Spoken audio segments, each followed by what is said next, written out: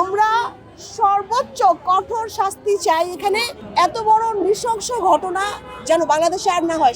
প্রত্যেকটা শিশুর নিরাপত্তা নিশ্চিত করাই কিন্তু আমাদের নতুন বাংলাদেশের জন্য আমরা চাই। এত ঘটনাগুলো আর কখনো অ্যাকসেপ্ট করা যাবে না। আসলে মানবিক ঘটনা, আমরা মায়ের ডাক থেকে আমরা যারা ছিলাম পাশে এসেছি।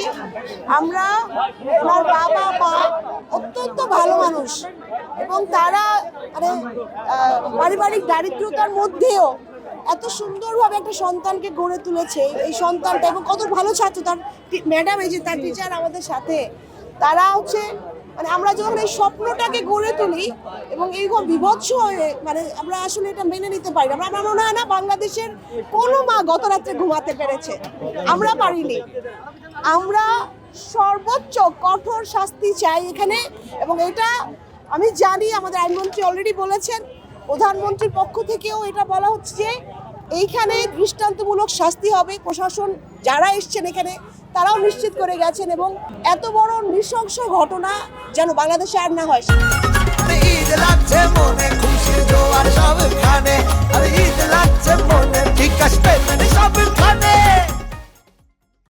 সামাজিকভাবে যেন প্রত্যেকটা সমাজে আসলে সচেতনতার দরকার।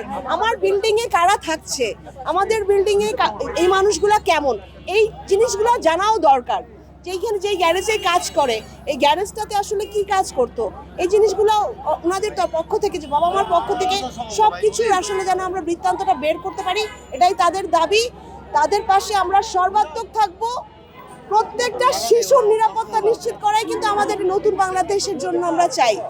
আর এইরকম মানে অস্বাভাবিক যে সমস্ত ঘটনাগুলো, এই মানুষগুলো তো আসলে আমার মনে হয় স্বাভাবিক না।